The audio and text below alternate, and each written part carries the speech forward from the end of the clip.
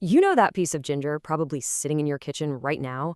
What if I told you it's leading a double life? Seriously, it has a secret identity, one that ancient healers have known about for centuries, allowing it to act as two completely different medicines. So let's get right into this ancient wisdom.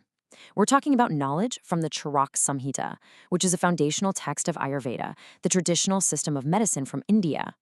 And it shows us that ginger is so much more than just a bit of flavor for our food. It's an incredibly sophisticated medicinal tool. So here's our plan for this explainer. First, we're going to uncover ginger's surprising dual identity.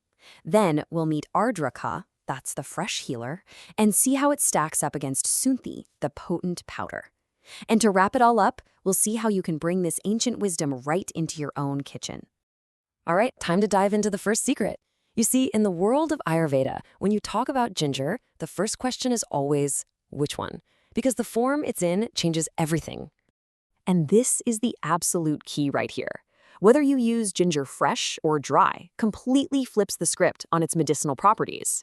You're basically holding two totally different medicines in your hand, and they both come from the exact same root. How incredible is that? And Ayurveda actually gives them different names, which tells you just how important this distinction is. On one side, you've got Ardraka, that's your fresh, zesty, spicy ginger. And on the other, you have Sunthi, its powerful, super concentrated, dried form. And listen, they are not interchangeable, not even close. So let's break this down, starting with the one we're probably all a bit more familiar with, the fresh healer, Ardraka. Have you ever felt a bit sluggish or just not that hungry before a meal? Well, one of fresh ginger's main jobs is to act like the ultimate warm-up for your digestive system. And what I love about this is just how simple and practical it is. We're not talking about some complex potion here. You literally just take a small piece of fresh ginger, add a little pinch of rock salt, and chew it before you eat. That's it. That simple act gets your entire digestive system primed and ready for action. The ancient texts have such a poetic way of describing this. They say this combination kindles the digestive fire, or what's known as Agni. So it's about more than just making you feel hungry. It actually cleanses your palate and throat, prepping your body to properly receive and digest your food. But Ardraka isn't a one-trick pony. It doesn't just stop at digestion. The texts are full of praise for its use with respiratory issues. For a cough, asthma, or that annoying phlegm, the classic remedy is fresh ginger juice mixed with honey, a combination believed to soothe the airways and help clear everything out. Okay, let's switch gears and explore ginger's alter ego, the potent, warming power of its dry form, Sunthi. This is where its medicinal action gets much, much deeper.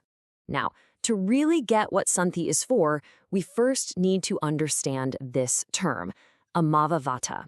This is an Ayurvedic term for a condition that involves chronic pain, stiffness, and swelling in the joints.